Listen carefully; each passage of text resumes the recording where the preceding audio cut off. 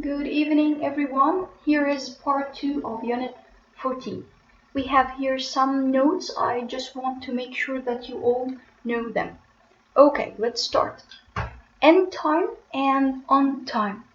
Of course, the difference here in the preposition and also the meaning. Let's see the examples here. You have got here in time for tea. I was just making some. You have got here in time, okay? So we didn't prepare for it. We didn't decide that we will meet at specific time. No, it was by chance or by luck. You just came in time, in the right time. It was perfect timing to join us for tea. Okay, so this is in time. The second one, the train arrived on time for the first time this week. The train arrived on time. Okay, so as you see here, this one with on, that means that we have the time. For example, in the timetable for the train, for example, or bus or whatever. Here, on time means that we already know what time or the specific time, or maybe we have an appointment together to meet. For example, we have meeting at 6 or 7 o'clock, like this. We already agreed on this and we all know what time we are supposed to meet. Okay, so on time we have an appointment together, and just try to remember it with on. This O that we have here, it's like an appointment. In time, no, it came by luck or by chance. Okay, let's go to another thing. A uniform and an umbrella, the articles.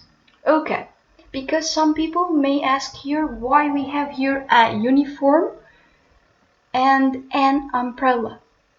Although both of them start with U, the letter U, and of course you will tell me U is one of the vowels, so why don't we say an uniform, not a uniform? Okay, it's just one small tip for you to know. Okay, of course you know that sometimes we have the same letter, but it differs in the pronunciation. We pronounce it in 2 or maybe 3 ways. And of course you know it from poetry, right? Alliteration and those stuff, that we have one letter with different ways of pronouncing.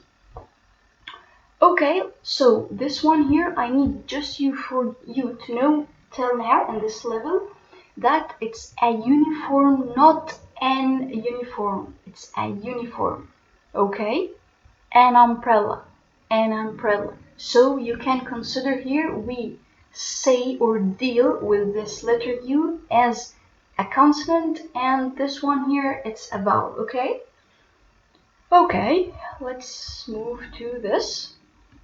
We have here in this unit, he was focusing on some activities we do at home, and with this, the verb we use with it. For example, the washing up, we say it, do the washing up. Not make, not go, whatever. No, it's do the washing up. Okay? Set the table. It's set the table. Okay? To prepare the table or make it ready. Okay? And set. Past participle. Okay? Make the bed. Make the bed to tidy. Sweep the floor. And past participle, swept. Sweep, swept. Okay. The last thing here we have do or carry out a survey. Do a survey or carry out a survey. Okay, to make it more clear here in this with the verbs, we have here this exercise. It's in your book, but I know that most of you maybe don't have your books, so here is the exercise. He's just giving you the photo with the action or the activity you're doing. This one, for example, dry the dishes. Of course, this is the girl with letter D. Make your bed is letter B. Set the table, of course, letter E. Sweep the floor, it's letter A. Okay. Let's complete this one. Here is this exercise also in your book. It's practicing have and has to. It was in the first video. If you didn't watch it, just go to revise. Of course, you already know it, I know. Here is giving you those sentences and this like sticky note here with people what they have to do or don't have to do. Or if I'm speaking about singular, of course I will use has to or doesn't have to. Let's see this one, for example.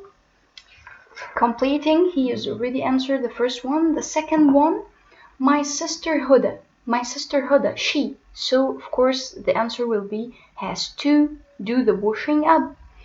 Let's complete. But she what dry the dishes? I need here the negative. So I answer it, she doesn't have to. She doesn't have to. This is number 3. Let's complete. Number 4. My brother Ashraf. My brother, so it's supposed to be he. He has to dry. He and Huda. He and Huda, it's a plural, they. So it will be they have to, or he and Huda have to make their beds. And focus here on the verbs he is using. Make their beds, do the washing up like this, dry the dishes. All these verbs he may ask you in the MCQ or correct, whatever. We answer till number 5, right? Yes, number 6. But they what? I need negative here. They don't have to set the table. Don't have to set the table to prepare it. Make it ready. Okay, number 7. I have to set the table. That's my job, and we complete. What jobs do you have to do in your house? Okay, and here I put the answers for you to just check. Okay, the last thing we have here for this unit, it's the function books. In this one, as I always tell you about this, you will need this in the dialogue, or maybe any piece of writing, you're writing anything, whatever, but it's really important because some of you just skip this books, but no, it's really important. So in this unit, he's focusing here on asking and answering questions formally and informally. How this? Because of course, if I'm talking to someone, to a friend or anyone, someone I know, of course I will not speak in a formal way. No, it will be informal, okay? A friendly way. But if I'm talking to elder people, my father, my teacher, my elder brother, whatever, here I use a formal way. Like what? If I'm asking or answering questions, informal one, I use like this example here. Do you mind if I ask you some questions? Here he used formal one. Do you mind if, and after it I complete. I ask. Do you mind if I ask? Excuse me, could I ask you some questions? And as you see here, of course, the answers could be not at all, yes, of course, like this. Could you tell me whether you have to sweep the floors?